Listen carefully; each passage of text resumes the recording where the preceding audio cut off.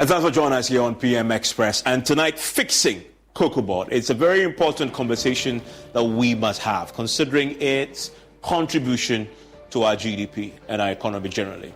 Unpacking the IMF prescription. Why has it become necessary? It has become necessary because last week the finance minister gave an interview to us and he spelled out a new strategy that they're going to be adopting to ensure fiscal discipline at cocoa board, a place that holds in its palm the lives and livelihoods of thousands of cocoa farmers across the country. And just put it bluntly, this very economy relies heavily on a handsome performance of the cocoa sector.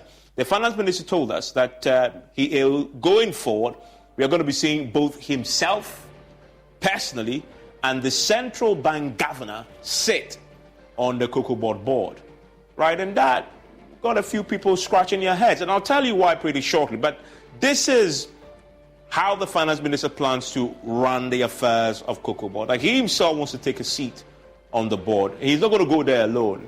He is going to go there with the central bank governor. And then he also says they're not only going to do this, they're also going to set up a desk at the finance ministry. And the desk will bring fiscal supervision, but also ensure fiscal discipline at cocoa board. And that in there implies that cocoa board has been indisciplined over the years. And I will show you the hard facts that appear to support the point that the finance minister has been saying. But the key question to ask is, the finance minister should have known this by now. So why are they taking this step now? But the more important question to ask is, what difference really will this make to the fortunes of cocoa board? Will it change something really fundamental about the way they run affairs there? So that's the basis for the conversation. It's really opened up a very interesting conversation about cocoa board itself and what they've been doing with the farmers, the resources that they get, and running the affairs of that particular entity. So if you look really at this conversation, it really boils down to one thing: the IMF. We're only having this conversation now because the IMF is wielding a cane over us. They are being the headmasters and the proper governors of our economy. And they are asking us to do a few things. And that's why we're having this conversation. That is why, to be very honest, you're hearing the finance minister say he wanted to take a seat on the board. If the IMF wasn't in town, he wouldn't be saying this. So what is it that we told the IMF? For which reason we have been forced to do what the finance minister is proposing? The first thing we told the IMF is that we'll publish a turnaround strategy. And that turnaround strategy, according to the finance ministry, will be approved by cabinet. And they gave a deadline for this by the end of June 2023. The big question tonight is, I don't know if this has happened because the deadline of June 2023 has long passed. I don't know yet. There have been several cabinet meetings since June, and that's a key outstanding. And we try to get the finance ministry into the conversation so we can get some clarity about this very important sector of our economy. We don't have the clarity, but that is what we told the IMF. What else did we tell the IMF? We also told the IMF that we will an immediate announcement of a joint ministerial supervision of cocoa board by the Minister of Finance and the Ministry of Agri. That, for me, is what the finance minister is now articulating as something that they will do, which is, in essence, we're going to have a joint supervision, but it's going to include the Agri Ministry and the finance minister. But he has now narrowed this down to the point of, personally, I'll be there. But can he really be there when the board needs him? We've heard from the Deputy Chief of Staff of Cocoa Board who say, well, we'll need him there. But often, they don't really have time to be on the board and be exercising that sort of supervision that is required. But that's at least what we promised the IMF, for which reason we got an IMF deal. So now we will have to enforce it. Also, we told the IMF, and this, by the way, if you're a cocoa farmer tonight and you are listening to this, you need to pay attention. The other thing we told the IMF is, in essence, that we'll stop the cocoa loans. We'll stop the cocoa roads. Those concession arrangements that we've done, right, we'll stop it. Phase out this quasi-fiscal spending of the board. And that will affect, as you see here, the roads, discontinuation of the fertilizer subsidy, and most of you are beginning to feel this already, that fertilizer subsidy that you used to enjoy under this IMF program is going to go, because we made that promise to the IMF. So these are the key things that we promised to the IMF. So don't be surprised. You're hearing the finance minister say, I'm going to take a seat there. But here is where it gets interesting. Because the solution that the finance minister is proposing is a solution that already exists and hasn't really led to changing or improving the fortunes of Cocoa Board. So let's go to the board, because he narrows down to changing the architecture of the board by putting himself on the board himself, right? If you look at this is the board. This is the board of Cocoa Board. I'm going to go through that for you. It has a representative of the workers of Cocoa Board. That's already there. It also has two representatives of the Cocoa, Coffee, Share Farmers Association already on the board. 2 representatives already on the board. And then he also has ministerial responsibility, we know, is in the hands of the Minister for Food and Agriculture. But this 4th one is the point that both the deputy chief executive of Cocoa Board and other critics of this new approach have highlighted, which is that as we speak currently, as composed, the board of Cocoa Board already have a finance minister and the governor of the central bank on it. That is the reality of the board's composition as we speak right now. And I say a finance minister because as of August 2021, in fact, thereabout when the new board was inaugurated, at that time, it was the Minister of State at the Finance Ministry. And in this case, it was Edubuahin, right, who was the ministerial representative from the Finance Ministry on the board of Cocoa Board. And he was part of the names read out as those who are going to be constituting that board. So already, the Finance Ministry has a high-level representation, either the minister himself or, in that case, the Minister of State. And I assume, if we're going by that same arrangement, you currently still have a Minister of State at the Finance Ministry. And my assumption is, if you look at the 2021 example, when that board was inaugurated, this current Minister of State at the Finance Ministry should be on the board. So what really was the Finance Minister talking about when he says this is going to happen? And we're going to see that now as part of the board, because he already has representation there. If you have representation already, what difference will your own being, your own person, your own, taking a seat yourself there on the board, what difference would that make? And then he says, the governor of the central bank. But the governor of the central bank was part of the board members who were inaugurated, to be very precise, on 11th August 2021. Dr. Ernest Addison was on the board already at the time when it was read out by the Agric Minister then, Kojo Usefrie. So what is it that the Finance Minister is talking about when he says that he himself and the central bank governor will now sit on the board, because they're already there? And Mr. Addison was inaugurated by the Agric Minister back then. So you see, that's where the issues have come up as far as this is concerned.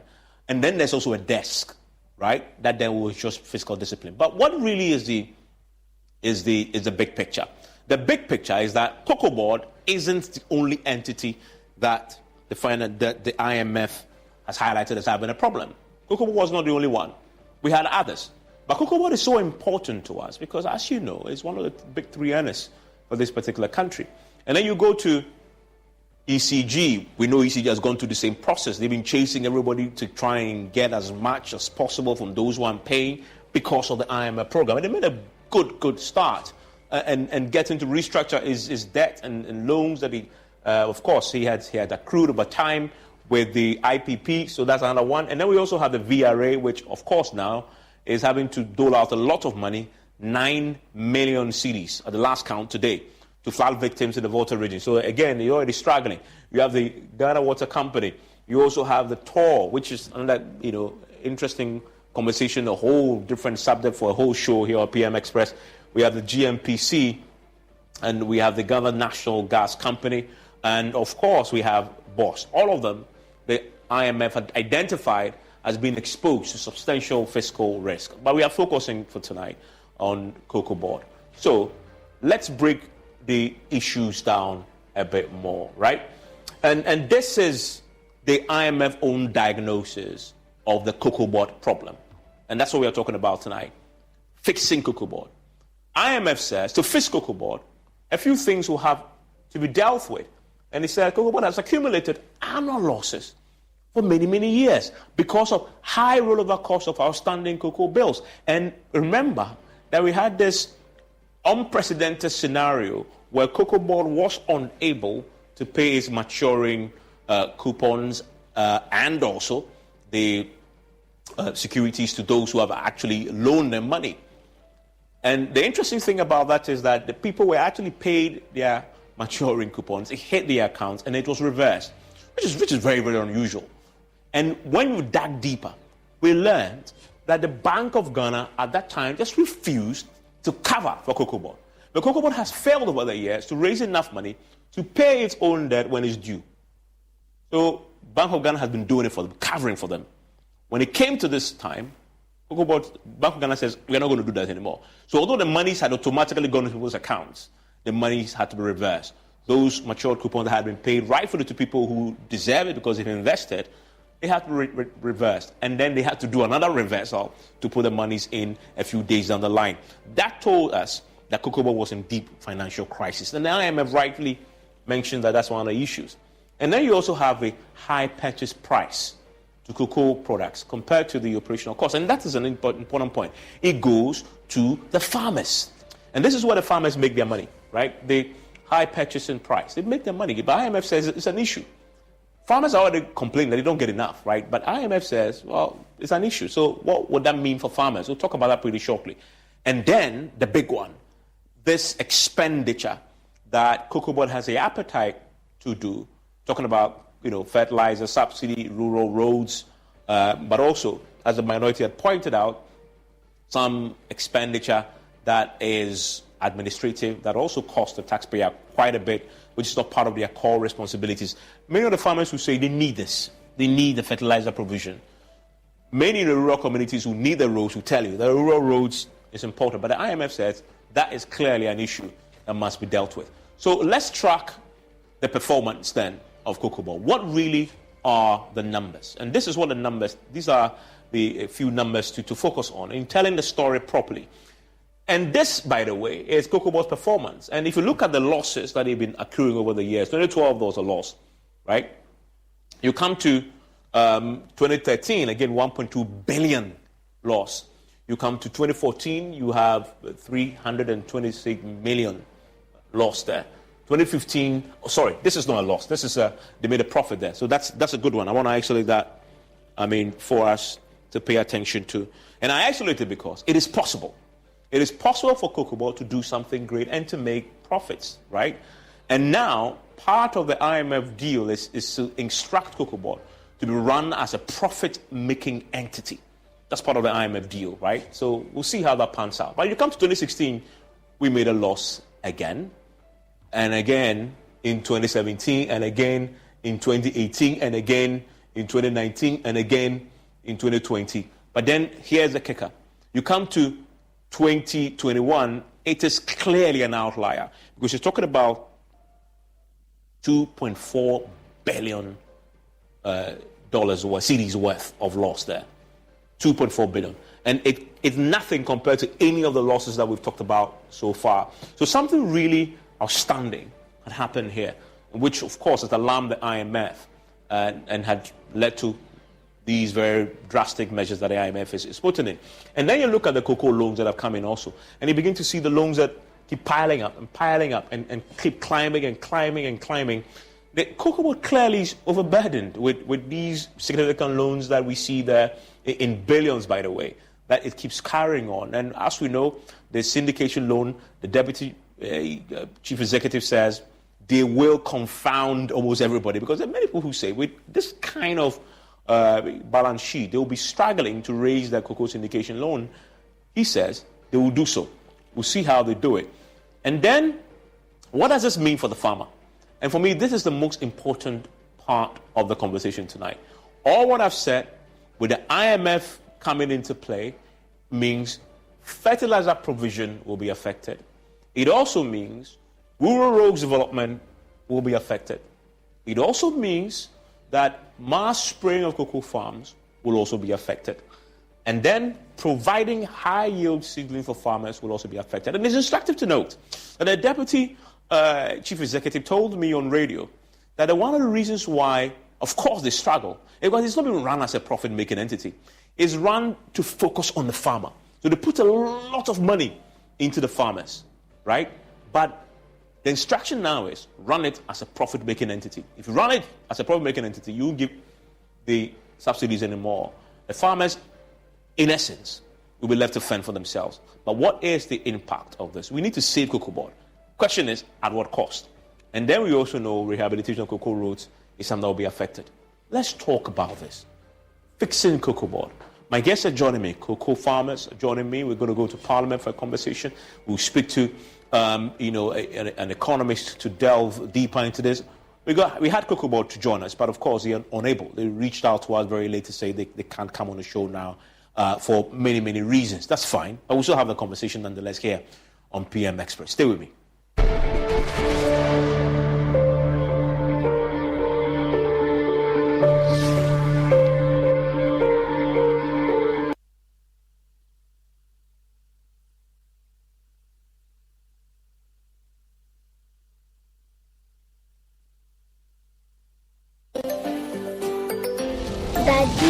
Daddy, this tank is big. Yes, that's true. It can store a lot of water. That's so true. Wow, it has a working tortoise on it. That's so true. I can see SINTEX. Syntax. That is so true, my daughter. When it falls down, it will spoil. That's not true. But why? Hey! Syntex was the first to introduce double-layer tanks in Ghana. Syntex again was the first to introduce white inner layers in Ghana. Syntex gives you the biggest warranty, 7 years. No matter your water needs, Syntex is the answer. Syntex tank. Are you strong? Are you tough? Ladies and gentlemen, we're going to demonstrate to you the superior properties of Flamingo paint. As compared to other paint brands on the market, we take equal quantities of Flamingo paint and this ordinary paint. We then dilute them with water. And now, let the test begin. The gentleman on the left is going to apply the ordinary paint, and the gentleman on my right will use the Flamingo superior paint. As you can clearly see, Flamingo has the obvious better hiding. Furthermore, Flamingo has painted a much larger area.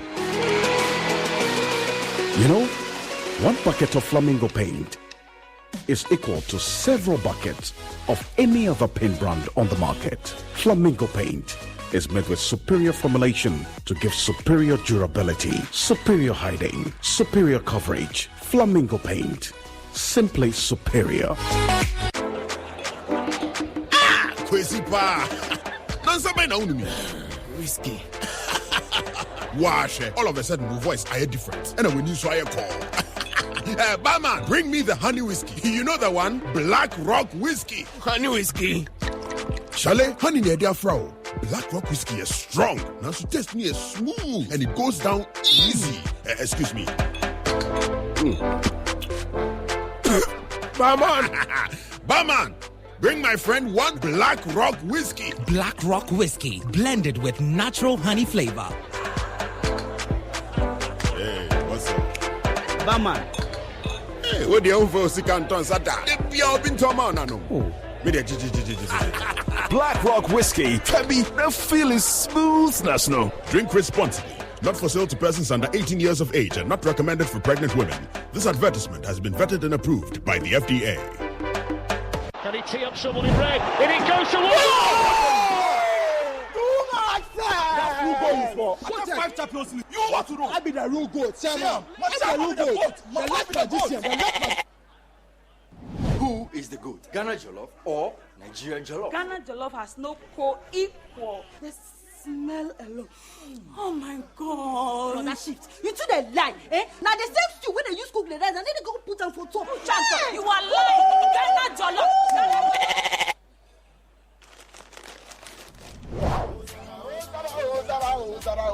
And you this year, forget everybody. Yeah. My guy, Put some respect on the goat. On the goat. The only goat I know lives in Tama. Every year, we give to you back.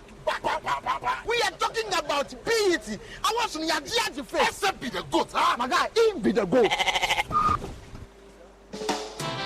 Though our choice of goats may differ in football, music, and jollof, Alomobitus always brings us together. Alomo, experience greatness in every moment. Drink responsibly. Not for sale to persons under 18 and recommended to pregnant women. This advert is FDA approved.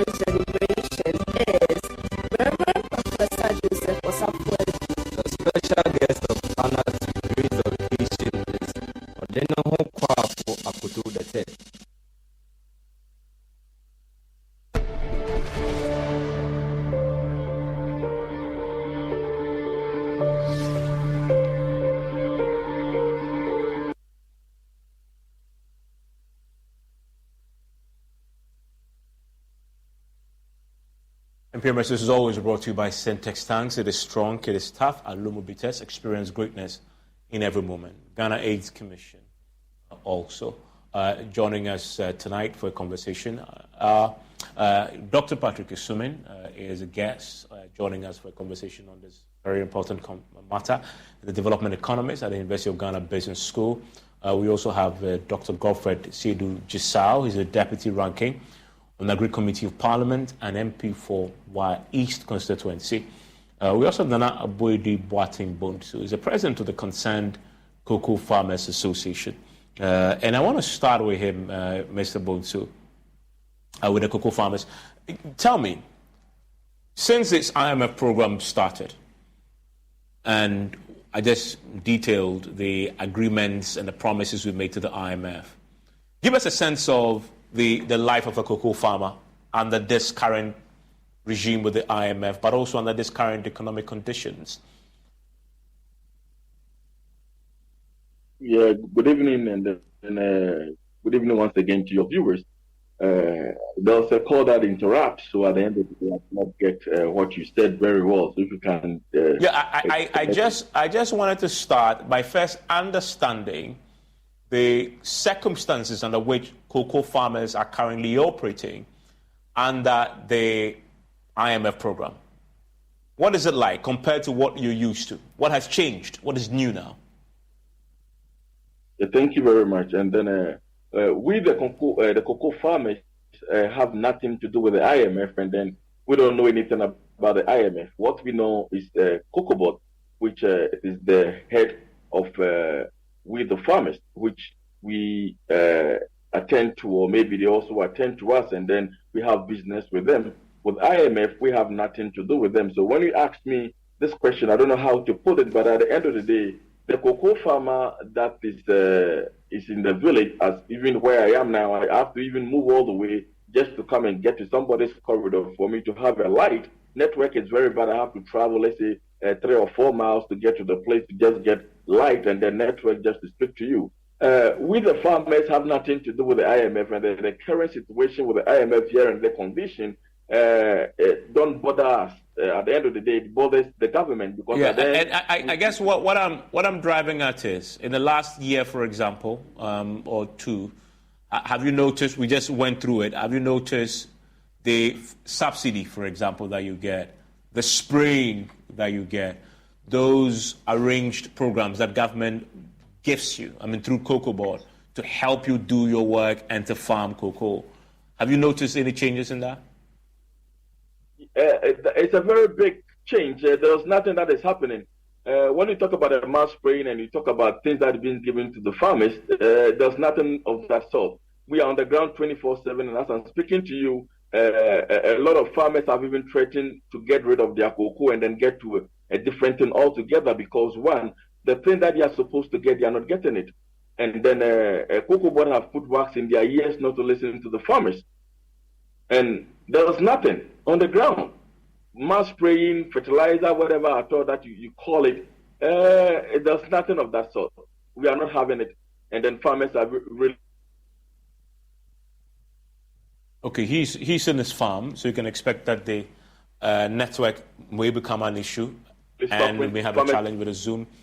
But I'm happy that he joins us. He joins us from the farm. Yeah, you were giving us a story. You say the mass spraying you don't have. The subsidies are also an issue? Exactly. What is happening is we are having nothing. There's no any dialogue between the farmer and Cocoa Board. Cocoa Board, anything at all that comes to Cocoa Board, they are mind that they think that it will benefit them, that is what they put it on the table. But there's nothing like an engagement.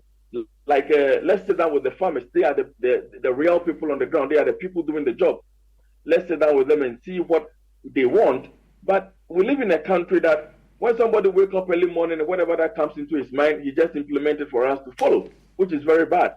So Cocoa Board are not doing better for we the cocoa farmers, and then there's nothing that has been happening within the cocoa industry. A lot of young people have now, they've regretted for venturing into such a venture. Others are also cutting down their cocoa trees, doing something else, that is planting rubber, selling their cocoa farms for guarantee and the rest. So this is really what is happening. Yeah, I mean, I want to bring in Dr. Patrick Asumin. Doc, so clearly under the IMF program, a lot has changed in the affairs of Cocoa Board. But we've heard the minister articulate what he believes to be the solution. One, of course, sitting on the board. Two, he talks about setting up the desk. And from everything else that I went through with the IMF program, clearly it's part of what they had agreed with the IMF. So this is going to happen with the IMF's blessing.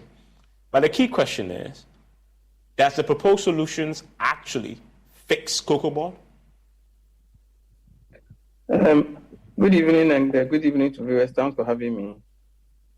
Yeah, I think it's great that you pointed out that, especially the one the minister spoke about, being on the board. It's clear that it appears that maybe the minister is trying to maybe push the Cocoa Board under the bus because the problem that has come. Because obviously, they've been part of the board all along, and they've been part of they would have been aware of what is happening. I think that what is being proposed, both from our government side and then what has been put in the IMF program, doesn't really solve the long-term problem with Cocoa Board.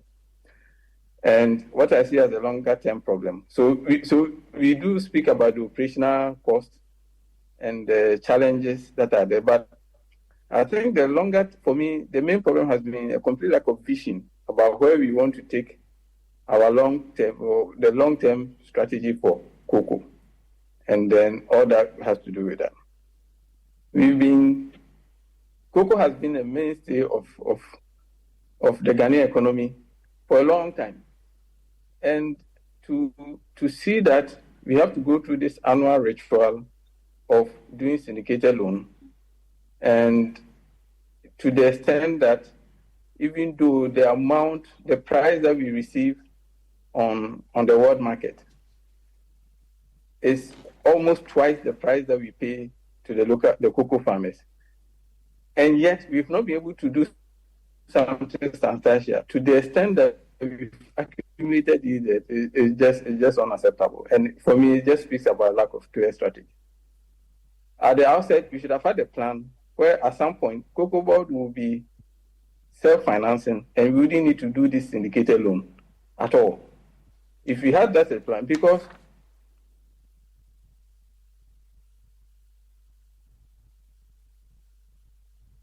you see, every time we go and do this syndicated loan and we are paying interest, it means that part of the value, that's the first part. The other part is in the cocoa. It used to be that the PBC, the produced by companies, used to be the dominant force. Now you see that chain is dominated by large multinationals. Now, there are some who are doing some processing, that is good, but there are a lot of them who simply substantial millions from that, way more than the cocoa farmer is receiving.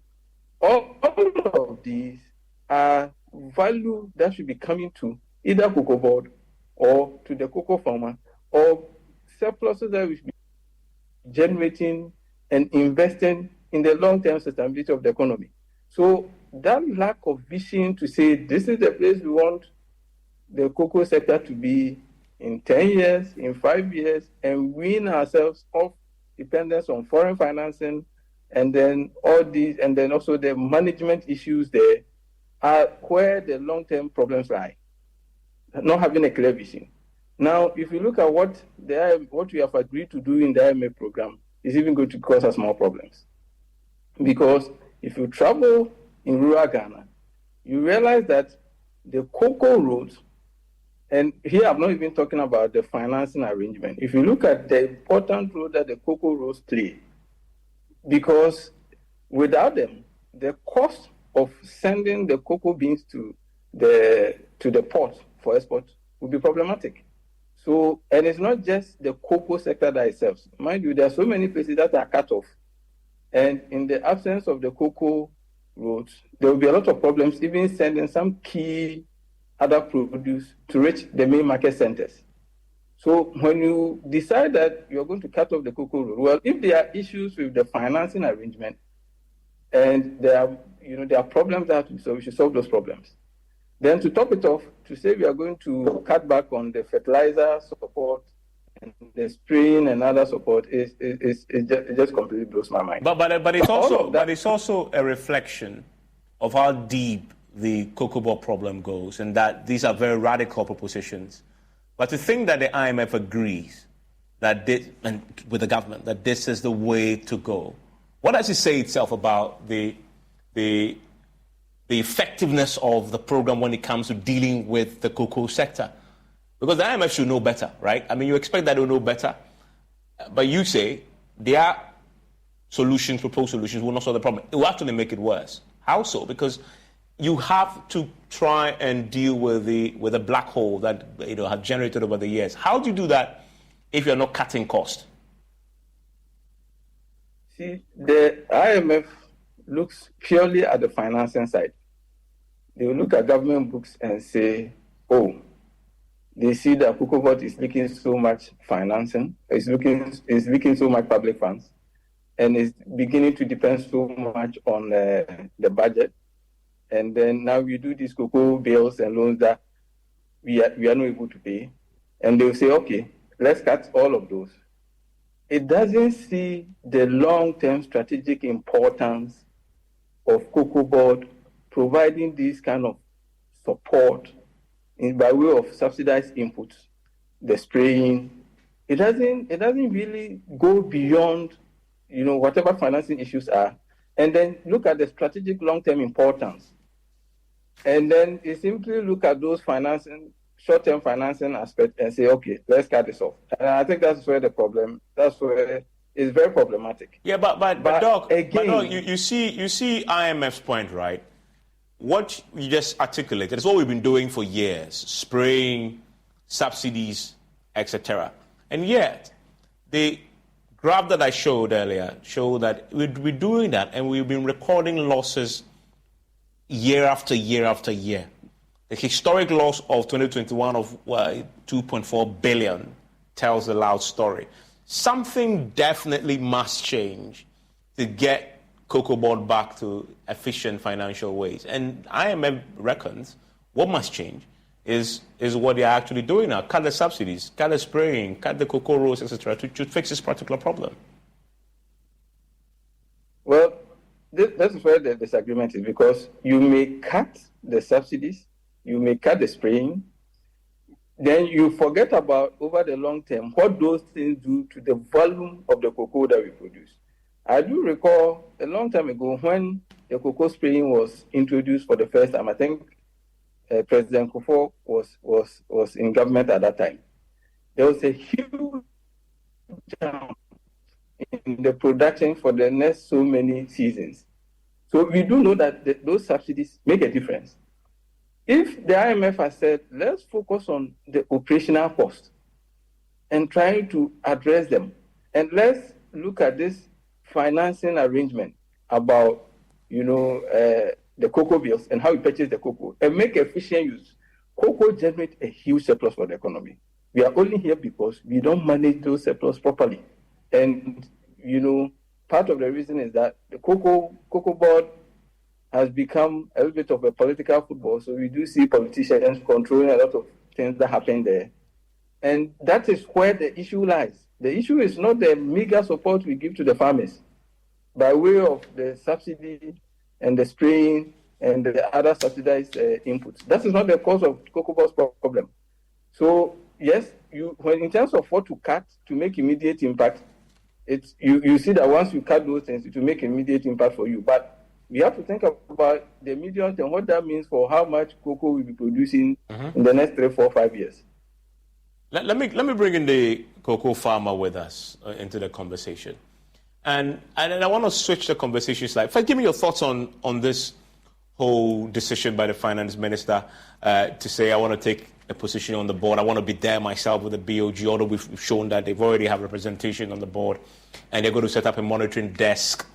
As a cocoa farmer, what's your reaction to that? Does that improve your fortunes at all? Yeah, thank you very much. I think they are just playing with our intelligence. That is one. And then at the end of the day, they are just joking with the cocoa farmers. What is the finance minister coming to do? At the end of the day, we gave him the whole country just to take care of it. And what happened?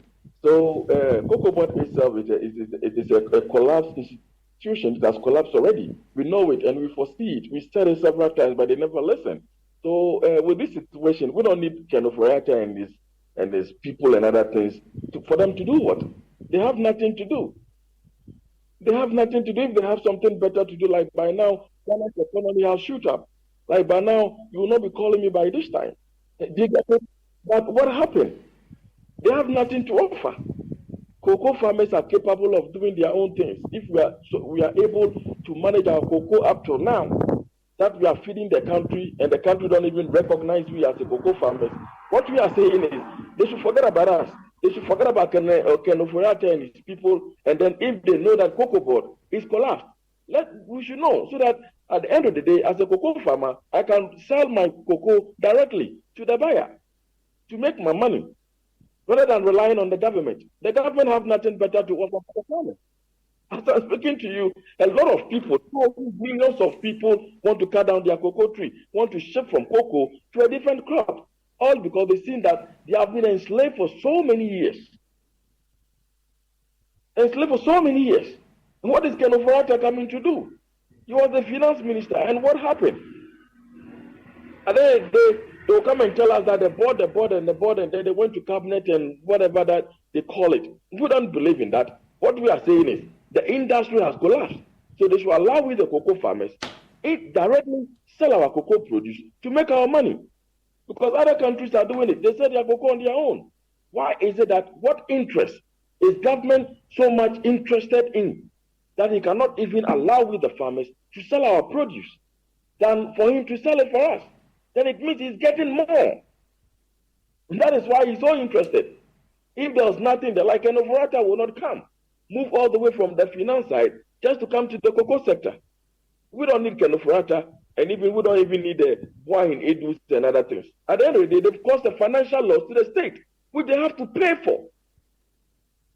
They have to pay for. Because at the end of the day, this government, there's no way that this government has to tell us a story that we are getting losses of cocoa. Because they raised the number of seedlings from 6 million or so to almost That day is Nana Aboyedi Boating Bones, who's the president of the Concerned Cocoa Farmers Association. We have lost him there. Yeah. I mean, and you make that point about you don't think that this solution that has been proposed will change much. But also, as part of this IMF program, is a directive to Cocoa Board for it to run as a profit-making entity.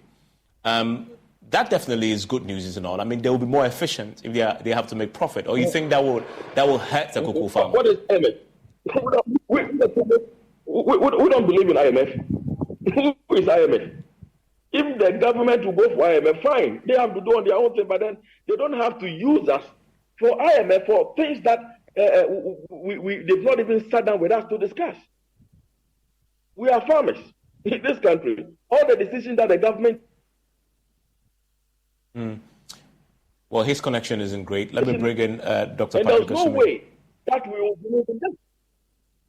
Stay with me. Stay with me. We're just having a challenge with that connection there. I want to bring in Dr. Patrick Swimming on that point about Cocoa Board running as a profit-making entity. You say the sitting on the board and closer supervision is not the solution. But if they are to run as profit-making entity, does that fix the problem? I don't see. I mean, what? So again, that will help fix a fiscal problem, because once they are making losses, it becomes a drain on public finances. Therefore, whatever you are going to do to help them to cut off that particular drain, it will definitely improve. It will make the government books look better. But we have to ask, where around the world do we set up these produce marketing boards to be profit-making entities? And in this case, what specifically are they going to do to make the profit? If the profit is simply coming from denying the specific interventions that help boost cocoa production, then at what long-term benefit? If the profit is coming from running efficiently so that operation costs are down, and therefore, the drain that it become on the public finances, if you manage to cut that part off, then of course. But then again, they will generate a surplus. What are we using the surplus for? Are we just going to generate profit so that we just send it to government coffers, or we are going to reinvest in the cocoa sector so that we strategically invest more in more processing of our cocoa and adding value? So I think we have a problem to solve. Simply saying we turn them into profit-making entity, I think it's just it's a nomenclature that doesn't really address the issue. No, but that definitely brings efficiency, does it not? Not necessarily. I think, look, we've seen some other government entities or some SOEs that run for profit, and the efficiency now, your profit-making entity, will not necessarily bring efficiency. There are specific measures we have to take. Examine their books. Look at where the main cost drivers are. Look at the problems and solve them. And then say, redirect them. It's not just about if Cocoa Board is making profit at the expense of the farmers. If they end up saying they are going to drive a bigger wedge between the world market price and the producer price to farmers, and that is where the profit is coming from, then what have we achieved? So we will say cut down operational costs and all. We should, because Cocoa Board doesn't just, they serve a strategic purpose. I think we should just disabuse our mind that it's just a marketing entity. No, and I think that is where our government should have understood and made the point to the IMF. Yes, we do acknowledge that there are problems, and let's try and fix those specific problems and not say, we simply turn it to a profit-making entity. Mr. Obadia, that point about profit, you were talking about it when your line went. You don't want your Cocoa Board to be run as a profit-making entity? No, why should we do that? If Cocoa Board have something, they have somebody to thank. They have to thank the former agriculture minister. He's the only person that have saved the industry as of now. If it's not Dr. Friakoto, like as I'm speaking to you, we don't even have a single cocoa tree in this country. And at the same time, most of the farmers have moved from the cocoa sector to a different place. So Cocoa Board moving what did he do differently? He saved the situation. Cocoa Board were just dormant. Cocoa Board were not listening to the farmers. But the report that got to Dr. Friakoto, quickly he reacted to it. A lot of people, when he went to Western North, thousands of millions of cocoa farmers, their trees were just cut off for replacement. And where they have to give them money for so many years or for so many months, the money was not given to them. So most of them lose hope for not continuing again. We sent a report to Cocoa Board, they did not mind us. But the moment the report got to Dr. Friakoto, checks and other things were released for the farmers. So at the end of the day, we, the cocoa farmers, see the entity or see the sector, that is the Cocoa Board, that they are not some people or they are not a body that can help. For so many years, they've done nothing for us. They've done nothing. They are not more interested in the cocoa trees that we are having. There are a lot of has got into them. There are a lot of reporters that has got into their table. Nothing has been done about it. Ask why in Eden, what he has done so far. They've done nothing. Yeah, I mean, Nana Boatimbosu, I assume that you have a cocoa plantation for yourself? Exactly, I am. Okay. Do you make profits from that? I do make profit because I don't sell my cocoa to the government. I add value to it. So when you say add value, what exactly do you do with the cocoa? I roast it and then sell it as roasted cocoa beans, which people like it, and it is good. It is good for your heart, and it is food that those that even have a diabetic people are eating. It is good. Cocoa is food on its own. Just that a lot of cocoa farmers don't know how to add value to their cocoa tree, their cocoa beans. That is why their focus is on the government. Government is not doing anything better for us.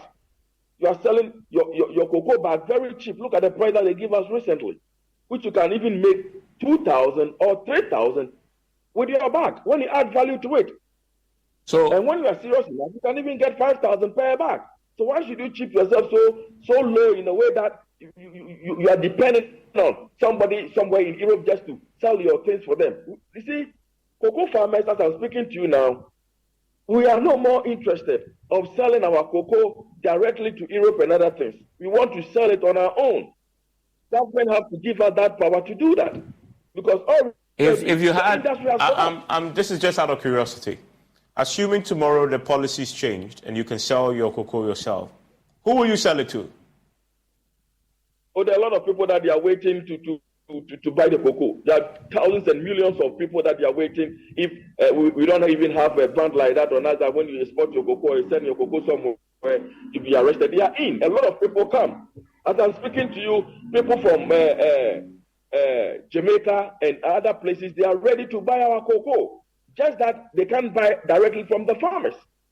That is the problem. So what we are saying is the policy has to change, because already the cocoa industry has collapsed. The moment the man left, the place has collapsed, because the boy in Edu and his team and other people cannot hold it. They can't hold it. If you can even just imagine that recently the minister said he works hand in hand with an association which is not even connected with the farmers, which court has even dissolved it. That is the only association that he recognized. If a minister of state just makes such a pronouncement, then they have to know where we are heading towards to. Everything has collapsed. They can't hold it anymore. Because the only savior that we have was Dr. Friakoto. When he was there, things were moving smoothly. Things were going well for the farmers. Because most of them report things that we are not getting. When we push him, we get it. Well, I mean, keeping them honest, I mean, Dr. Friakoto was until very recently the agric minister, and as I've just been talking about the numbers, under his tenure, we saw consistent losses at Cocoa Board. So, I mean, in fact, it was under his word that we had the 2.4 billion CD loss, unprecedented in the history of Cocoa Board. And so that, just keeping them honest there. I want to bring in Dr. Patrick Asuming. Doc, he mentioned Dr. Friakoto, who is a former agric minister. And I need to ask you something about that. We're talking about solutions here. Does it also come down to changing the management structure, overhauling the management structure at Cocoa Board? Would that solve the problem? So we can change the management structure.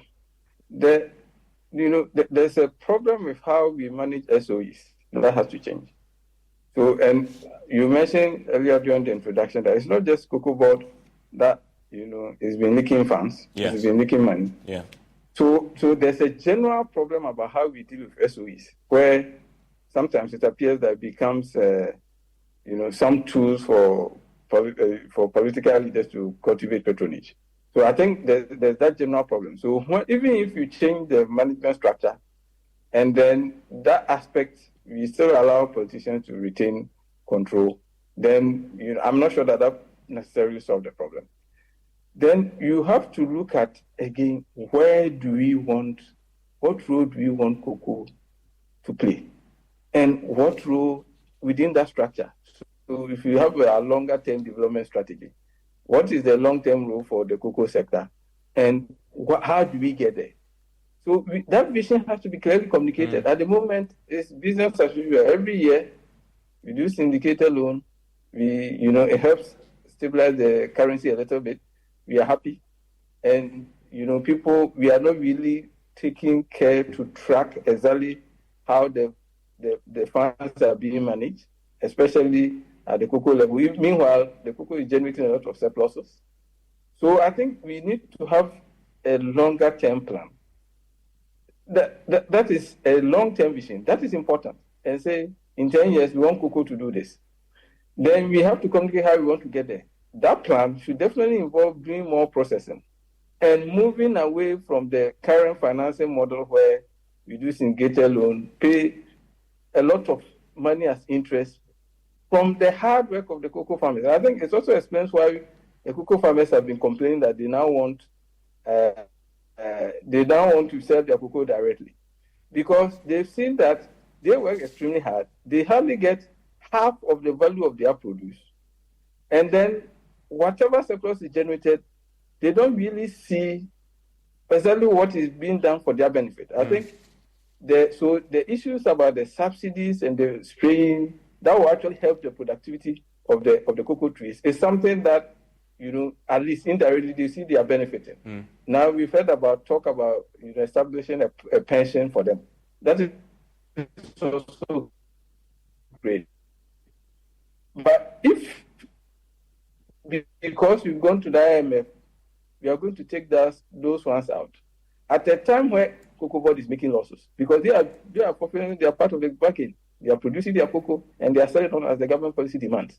But the Cocoa Board, the entity sitting in, Accra, headquarters in Accra, with a lot of political appointees, if they are making decisions that are causing losses, now they feel disenchanted. And that is why they feel that they'll be better off, because they also know what the world market price is. And they feel that they are better off receiving a bigger share. I don't think that will serve the interest of the nation, because even in this current state, the cocoa, the surpluses that we generate from cocoa, it really helps support in a lot of ways. So I think going back to that is not really ideal. But you can also understand the frustration of the farmers. So I think we need to think about a model where we change from exactly what we are doing, because there's a lot of leakage. There's a lot of the value that we generate from cocoa that doesn't go to the farmers, doesn't go to other Ghanaians, and a lot of it may end up in the hands of government, but it's not being used for the long-term benefit of the average cocoa farmer. Yeah, and Mr. Wade, very finally to you. For you as a cocoa farmer, what do you want to see to address the concerns that you've articulated so eloquently on the show? If it's not about closer supervision of Cocoa Board, if it's not about stopping the losses through cutting some of these expenditure items that Cocoa Board undertakes, what for you is the solution?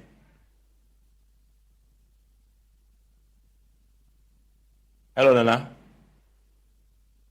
Yeah, thank you very much. The only thing that we need is Cocoa Board have to dissolve. We have to dissolve Cocoa Board. That is one. And then two, we want our liberty to sell our cocoa by ourselves. Because at the end of the day, we've turned slaves, and then they are rather enjoying. Cocoa Board are enjoying. Let us look at their payroll. the benefit that they are getting, and let us watch what we are also getting. Common welfare.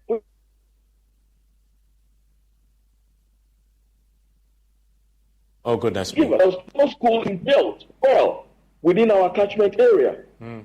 We don't even have hospitals. We don't even our wives. Sometimes some of our wives got labor doing on the way to the hospital. Sometimes on the farm. All because there's not a proper healthcare system for us. We have nothing. The only thing that we have now is the cocoa tree, which the government also don't value it because it has given some portion and concession for people just to come and destroy it. As I'm speaking to you, if you're a cocoa farmer, your life is in danger because you'll be on your farm and somebody will just come that your land has been given for a concession, and then they'll just get in with guns, with police, just to come and cut down your cocoa trees. So what you are telling me, cocoa board is no more. For now, we the cocoa farmers don't recognize that cocoa board is there because the things that we need from cocoa board, they are not doing it. And at the end, with their losses that they so far has happened, they have to pay for it. I think that it caused financial loss to the state, which they need to pay for all the losses. Because, and you clearly see the passion there from a cocoa farmer, obviously listening to all the discussions around the table and expressing his views there. Dr. Patrick Asumin, development economist at UGBS, is the University of Ghana Business School. And you had Nana Obuadia, who has been speaking to us from his cocoa farm. We're working to see if we can get to talk to the chief executive himself so we can understand properly what the big picture is in resolving all the cocoa board challenges that we illustrated to you using all the hard facts that is out there for everybody to see. Enjoy the rest of the evening.